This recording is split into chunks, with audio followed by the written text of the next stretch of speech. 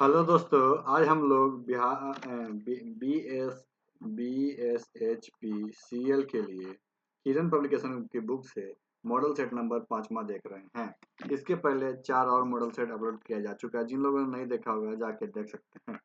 B H P C L का playlist बना हुआ है, उस प्लेलिस्ट में सारा मॉडल सेट अपलोड है। तो पहला क्वेश्चन जो जीके का है, देखते हैं क्या है। नेपाल की सबसे लंबी नदी कर्णाली नदी का आध्यात्मिक स्रोत निम्नलिखित में से कौन सा है? इसका स्रोत कौन सा है? तो तीसरा मपचा खम्बाब। महात्मा गांधी और उनके स्वयंसेवकों के दल द्वारा निम्नलिखित में से कितने दिन तक दांडी मार्च की पदयात्रा की गई थी? महात्मा गांधी और उनके स्वयंसेवकों द्वारा के दल के द्वारा निम्नलिखित में से कितने दिन तक दांडी मार्च किया गया था? तो 24 दिन तक। कितने दिन तक? 24 दिन तक। खालिस्तान वह न्यूनतम प्रतिशत जमा होती है। खालिस्तान वह न्यूनतम प्रतिशत जमा होती है जो किसी वाणिज्यिक बैंक को तरल नकदी, सोना या आभूषण प्रतिभूत के रूप में रखी होती है। तो इसका आंसर 3 का हो जाएगा। दूसरा वैधानिक तरलता अनुपात। निम्नलिखित में से कौन सी वस्तु ऊष्मागतिकी के सिद्धांत पर कार्य करती है? निम्नलिखित में से कौन सी वस्तु ऊष्मागतिकी से कौन है? Steam iron. केंद्रीय बैंक द्वारा मुद्रा आपूर्ति बढ़ाने के लिए निम्नलिखित में से कौन सा विकल्प अपनाया है? तो इसका आंसर हो जाएगा यह खुले बाजार में सरकारी प्रतिभूतियां खरीदता है।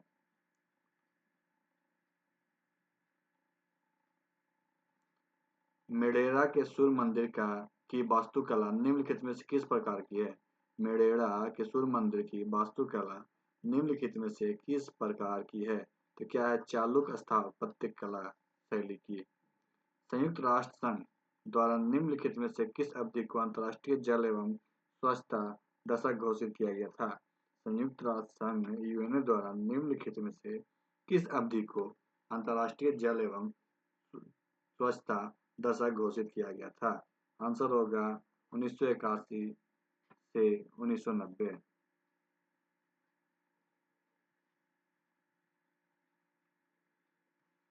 भारतीय संविधान में निम्नलिखित में से किस संशोधन द्वारा राष्ट्रीय किराया अधिकरण का विचार प्रस्तावित किया गया?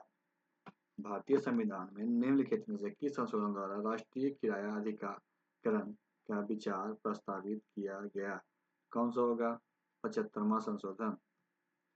सेन राजवंश के निम्नलिखित में से किस अंतिम शासक के शासनकाल में मुसलमानों ने बंगाल पे आक्रमण किया और इस साम्राज्य का पतन हो गया? तो कौन सा है? इसका आंसर होगा लक्ष्मण सेन।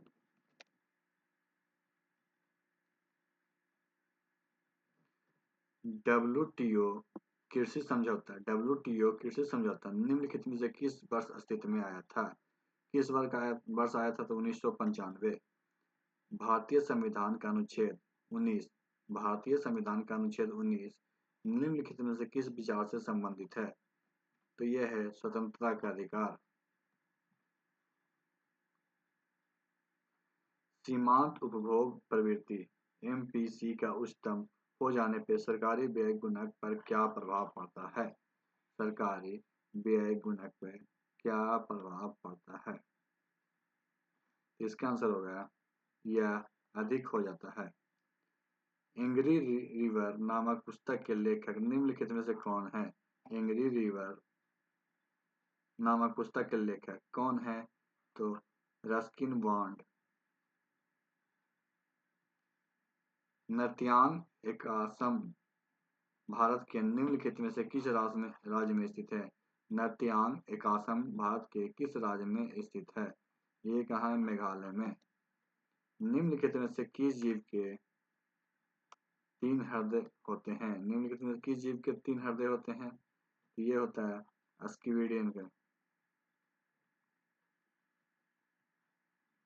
चुंबकीय क्षेत्र की किस ओर वस्तु को आकर्षित किए जाने के बजाय इनसे पराकर्षित किए जाने की परिघटना का निम्नलिखित में से क्या कहा जाता है? तो इसे क्या कहा जाता है? तो माइसनर प्रभाव। गंगा का निचला मैदान भारत के निम्नलिखित में से किस पड़ोसी देश तक विस्तृत है?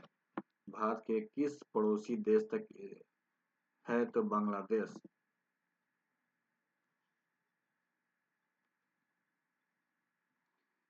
तरम्पा नृत्य खालिस्तान एक लोकप्रिय नृत्य है। तरम्पा नृत्य कहाँ का लोकप्रिय नृत्य है? दादर एवं नगर हवेली का।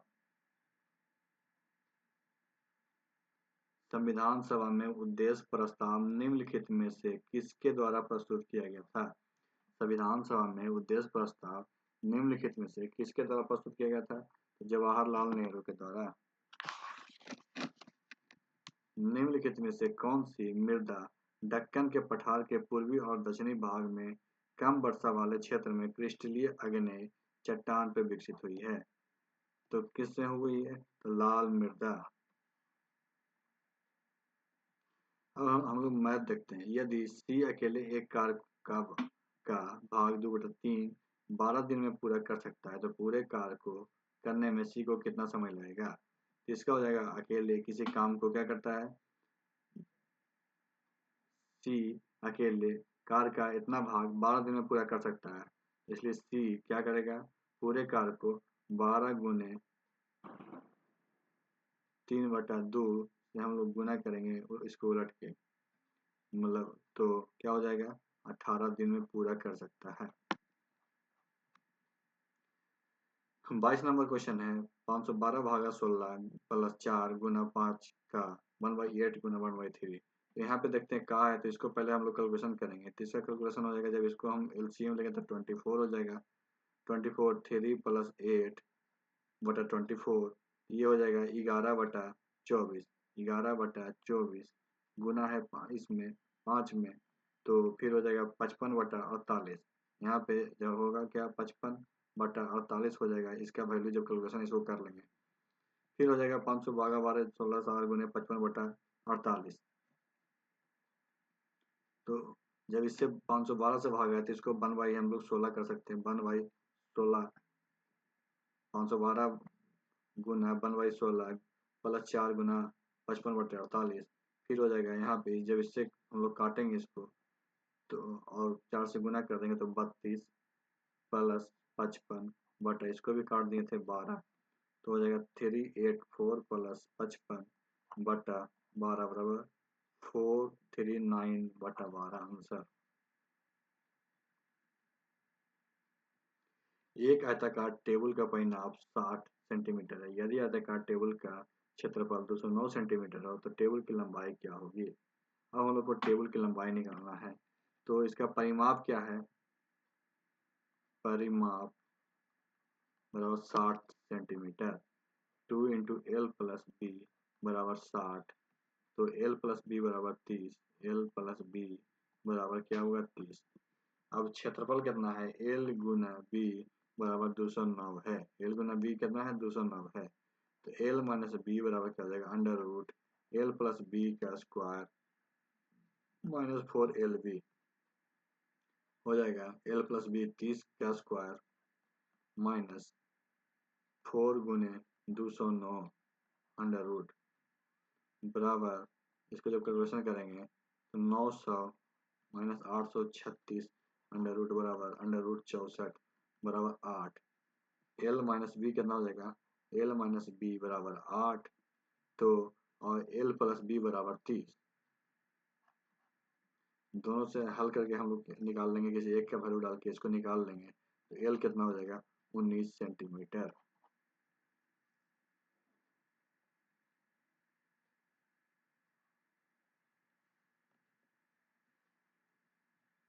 एल हो जाएगा 19 सेंटीमीटर।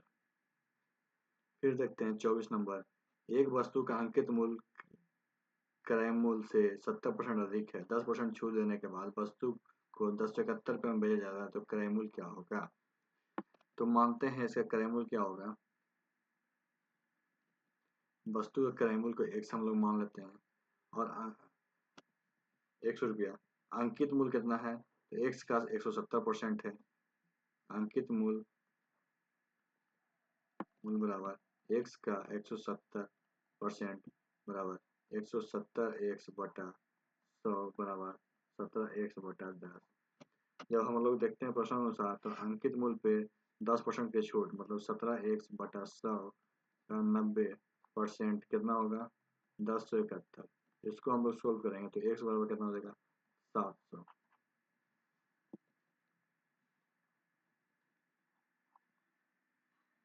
एक राशि पर 5वें वर्ष का चक्रवृद्धि ब्याज इतना रुपया है तथा छठे वर्ष का चक्रवृद्धि ब्याज इतना रुपया है। वार्षिक ब्याज संयोजित होती है तो ब्याज की दर क्या होगी। ब्याज की दर क्या होगी तो हम लोग यहाँ पे देखते हैं क्वेश्चन नंबर 25।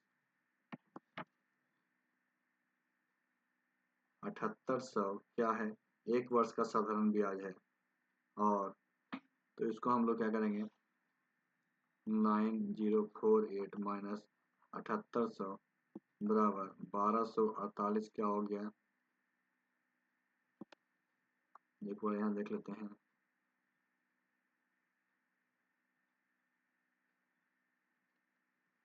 चक्रवृद्धि ब्याज इतना है और साधारण ब्याज इतना है। 5वें वर्ष का चक्रवृद्धि ब्याज इतना और छठे वर्ष का चक्रवृद्धि ब्याज इतना है। एक वर्ष का कितना हो जाएगा तो 1248 हो गया। तो ब्याज की दर बराबर क्या होगा SI गुना 100 बटा T गुना P। तो ब्याज की दर निकालना हम लोग को तो 1248 कितना एक साल का 100 गुना 1 गुना 7800 कितना होगा 16%। इसको कैलकुलेशन करके करेंगे तो आएगा तो आंसर हो जाएगा 16%। एक वस्तु का क्रय मूल्य 928 रुपये तथा लाभ 15% है तो शुद्ध लाभ क्या होगा। एक वस्तु का क्रय मूल्य 928 और लाभ इतना है तो शुद्ध लाभ निकालना हम लोग को तो क्या करेंगे 928 का 15% हम लोग निकालेंगे तो इसको कर देंगे 15/100 कैलकुलेशन करेंगे तो 139.20 मतलब आंसर हो जाएगा 2। किसी निश्चित धनराशि पर 15% ब्याज की दर से 5 वर्ष का साधारण ब्याज 9000 है। यदि ब्याज की राशि 30% हो जाती है तो 2 वर्ष के साधारण ब्याज क्या होगी। इसका हम लोग देखते हैं कि माना मूलधन क्या है P है मूलधन बराबर P तो मूलधन बराबर क्या हो जाएगा SI गुना 100 बटा R गुना T तो बराबर 9000 गुना 100 बटा 15 गुने 3 बराबर 20,000।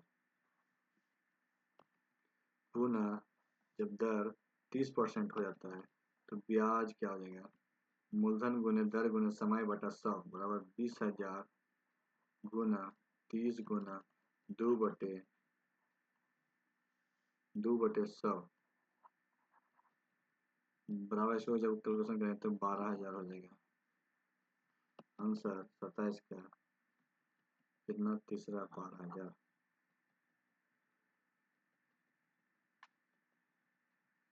28 में क्या है एक कक्षा में कुल 70 छात्र हैं। एक कक्षा में कुल 70 छात्र हैं। यदि 26 लड़कियों का औसत भार 28 किलोग्राम है तो बाकी छात्रों का औसत भार 35 किलोग्राम तभी 70 छात्रों का औसत भार क्या होगा। हम लोग को क्या निकालना है औसत भार निकालना है तो देखते हैं 70 जो छात्र है उसका औसत भार 26 गुना 28 प्लस 70 माइनस 26 गुना 35 बटा 70 बराबर 728 प्लस 1540 बटा 70 बराबर 32.4 किलोग्राम। कितना हो जाएगा 32.4 किलोग्राम। एक 250 मीटर लंबी ट्रेन 350 मीटर लंबे पुल को पार करने में 30 सेकंड का समय लेता है तो 550 मीटर पुल को पार करने में ट्रेन कितना समय लेगा।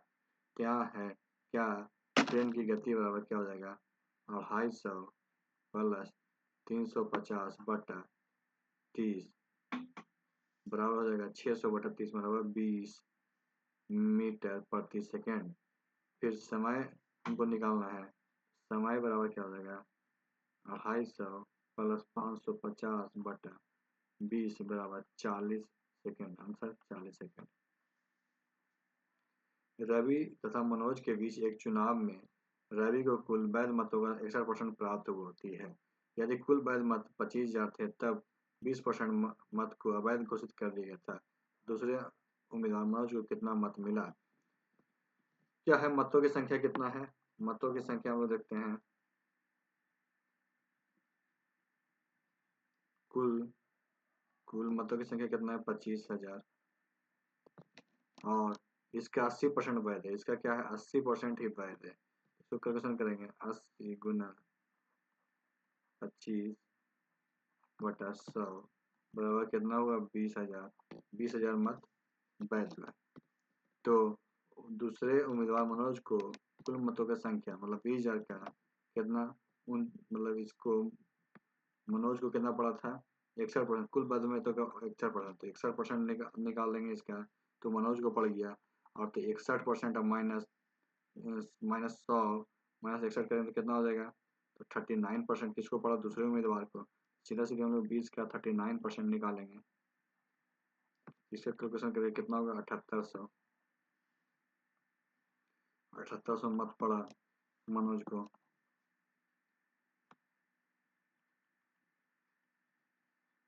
दो वस्तुओं के मूल्य का क्रमशः 5-6 के अनुपात में है। पहली वस्तु का मूल्य 30% बढ़ा दिया जाए तथा दूसरी वस्तु का x% घटा दिया जाए। यदि नया अनुपात क्रमशः 13:11 तो x का मान क्या होगा? तो यहाँ पे हम लोग देखते हैं 31 नंबर क्वेश्चन कि 5 के का 30% बटा 6 के का 100 माइनस x% बराबर 13/11। तो 130 गुना 5 के बटा 100 माइनस x, तो 6 के बटा 100 बराबर 13/11। फिर क्या होगा कि इसको हम लोग उलट सकते हैं। तो इसको जब कैलकुलेशन सिंप्लीफिकेशन करेंगे तो 10 130 गुना 5 के इंटू 11 बराबर 13 गुना 100 माइनस x गुना 6 के।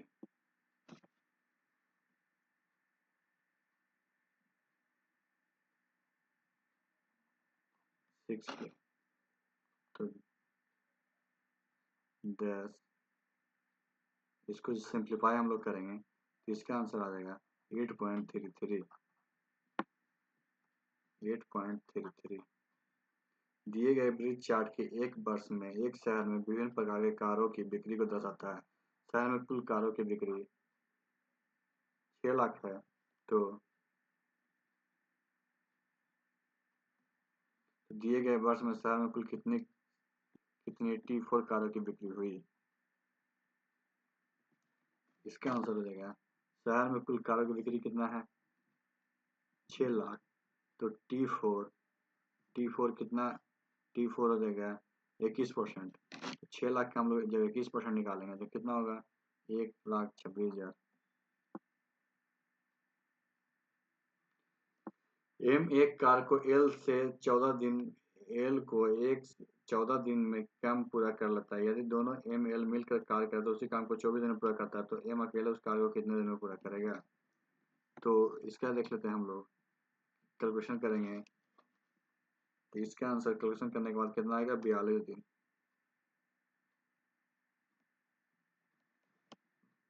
UVW 15-20-27 के अनुपात में धनराशि निवेश करता है। यदि कुल 10,230 रुपये वर्ष के अंत में अर्जित हुआ तो भी का हिस्सा क्या होगा?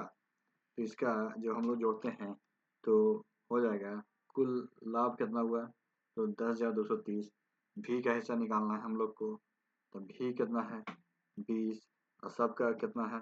15 प्लस 20 प्लस 27 गुना 10,230।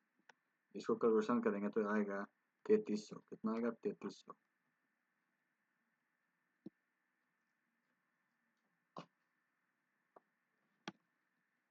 मोहन 187 किलोमीटर की दूरी 5 घंटे किलोमीटर प्रति घंटे की गति से तय करता है।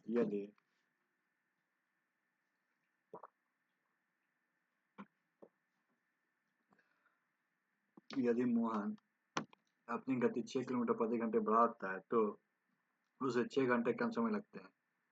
तो एस का मान क्या होगा? एस का मान हम लोग देखते हैं इसको तय की गई दूरी में लिए गए समय का अंतर कितना हो जाएगा? 187/s माइनस 187/s प्लस 6 बराबर 6। इसको जब हम लोग सोल्व कर लेंगे, सोल्व करके एस बराबर कितना होगा? 11 किलोमीटर प्रति घंटा।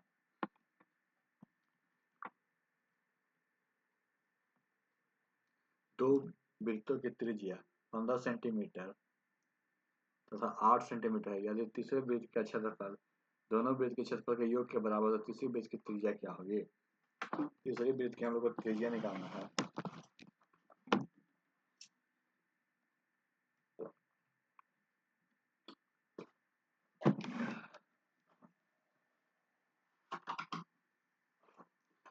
तीसरे वृत्त का क्षेत्रफल क्या हो जाएगा?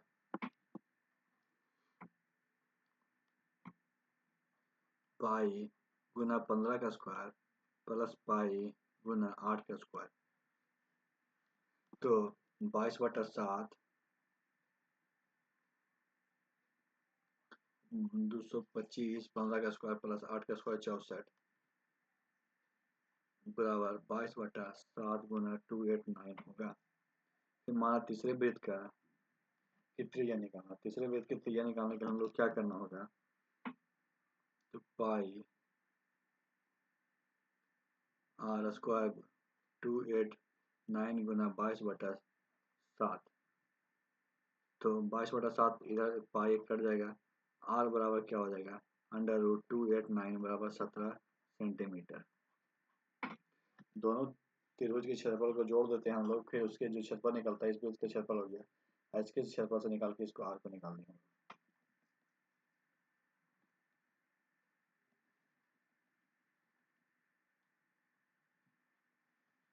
यहाँ पर देखते हैं P एक वस्तु Q को 5% हानि पे बेचता था। Q इसी को R को 20% हानि पे बेचता है। यदि R वस्तु के लिए 2812 रुपये का भुगतान करे तो P के लिए उस वस्तु का क्रय मूल्य क्या होगा?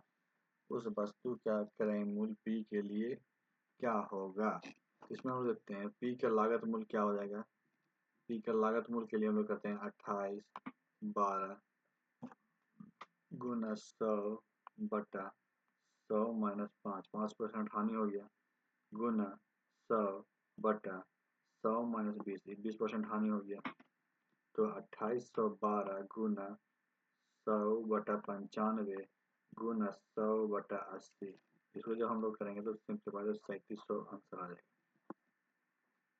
एक परिवार का औसत मासिक व्यय पहले 2 महीने के लिए 8160 रुपया है, अगले 5 महीने के लिए 12780 रुपये है तथा अगले 5 महीने के लिए 14280 रुपया है। यदि परिवार पूरे वर्ष में 6300 रुपये की बचत करता है तो परिवार की औसत मासिक आय क्या है? औसत मासिक आय निकालना है सब इसका। तो कुल व्यय कितना हो जाएगा? कुल बचत है बचत हो गया 66,300 और कुल व्यय हो जाएगा 2 गुना 8160 प्लस 5 गुना 21 12,780 प्लस 5 गुना 14,280। इसको हो जाएगा, इसको कैलकुलेशन करके टोटल हो जाएगा 15,600 15 16 20 और कुल आय कितना हो जाएगा? इतना प्लस जो बचत हुआ ये बचत जोड़ देंगे तो कुल आय हो जाएगा 21,079.20। तो 12 महीने से भागा दे देंगे तो आंसर होगा 18,160। सबसे पहले हम लोग क्या किए कि जब औसत है तो सब महीने के जितना खर्च उससे जोड़ देंगे, बचत को जोड़ देंगे तो टोटल आय हो गया। आय को जब 12 से भागा दे देंगे तो मासिक आय हो जाएगा। नीचे दिए गए डाटा कक्षा ए बी में छात्रों की संख्या दर्शाता है जो भिन्न अंक स्कोर करता है। इसका हम लोग देखते हैं कि ए तथा बी का संयुक्त माध्य क्या है? ए तथा बी का संयुक्त माध्य क्या होगा? तो इसका आंसर हो जाएगा 4.7। 46 का सिंप्लीफिकेशन है, क्या है? 2 पे पावर 2 गुना 3 पे पावर 5 गुना 7 पावर 3 तथा 2 पे पावर 4 प्लस 3 पे पावर 4 प्लस 7 पे पावर 1 का लसा ज्ञात करना है। तो लसा ज्ञात करने के लिए हमको क्या करना होगा? इसका निकालें तो इसका आंसर हो जाएगा 4। 2 power 4 into 3 power 5 into 7 power 3।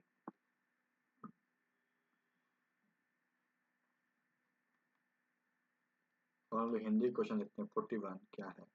निम्नलिखित में से संभाव्य भविष्य काल का वाक्य है। निम्नलिखित में से संभाव्य भविष्य काल का वाक्य है। इसका आंसर क्या हो जाएगा? इस बात की चर्चा हमने इसलिए की क्योंकि इसमें शंका दूर हो जाए।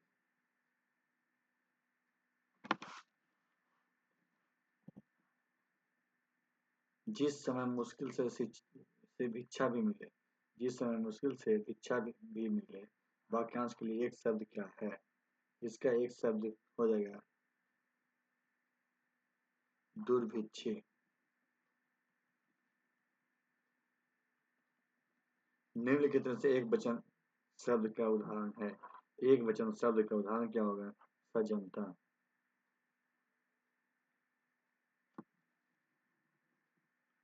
निम्न में से पूर्व भूतकाल का उदाहरण क्या है? पूर्व भूतकाल का उदाहरण क्या हो जाएगा? कथा पूरी न होने पाई थी कि सब लोग चले गए।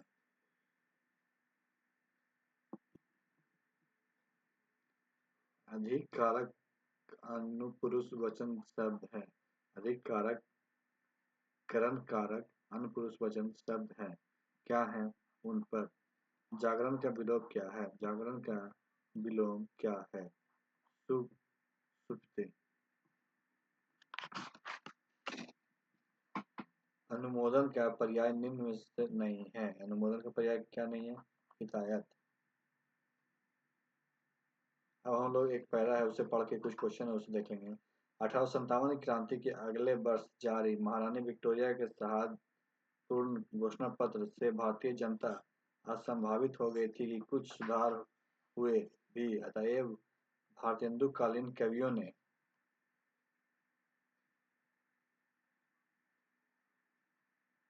अंग्रेजों की प्रशस्तियां लिखी और रानी विक्टोरिया की जय जयकार किया, किंतु छोटे मोटे सुधार के अतिरिक्त कुछ नहीं हुआ।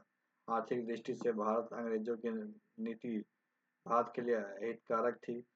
देश का भारत निरंतर बाहर जाना, धन निरंतर बाहर जाना भारत निरंतर से गया। सरकार ने उद्योग धंधे के विकास के लिए कुछ भी नहीं किया। अत्याचार और सुमुख विफलता का मुख्य कारण पर प्राथमिकता ही समझ में आया। अतः जनता ने पूर्ण स्वतंत्रता की मांग के लिए गोकुल तथा तिलक जैसे नेताओं ने क्रमशः स्वराज एवं स्वतंत्रता हमारा जन्मसिद्ध अधिकार है जैसे नारे से चेतना जागृत की।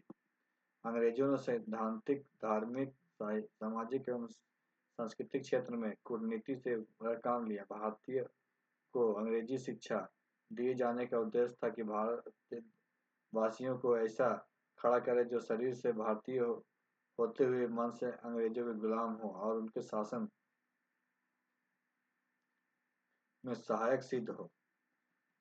दूसरी ओर अंग्रेजी शिक्षा के माध्यम से भारतवर्षी वर्ग मिल, स्पेंसर, रूस आदि विचारों के रचनाओं के संपर्क में आए, जिससे राष्ट्रीयता की भावना के बल मिला। 19वीं शताब्दी में आर्य समाज स्वामी दयानंद ने 1875 ईस्वी में ब्रह्म समाज, राजा राम मोहन राय 1828 ईस्वी में, प्रार्थना समाज महादेव गोविंद रानडे 1867 में तथा इंडियन नेशनल कांग्रेस एओ द्वारा 1885 के स्थापना के फलस्वरूप भारतीय सभ्यता संस्कृति में धर्म और समाज में पुनरुत्थान की प्रक्रिया आरंभ हुई। तो 48 क्वेश्चन हम देखते हैं क्या है। भारतेंदु युगीन साहित्य के महारानी की प्रशस्तियां क्यों लिखी? इसका आंसर हो जाएगा प्रशस्तियां इसलिए लिखी थी क्योंकि महारानी ने घोषणा पत्र में बदलाव की आशा जागे थे। निम्नलिखित में से अंग्रेजी शिक्षा का नीति का परिणाम नहीं था। इसका आंसर हो जाएगा 49 का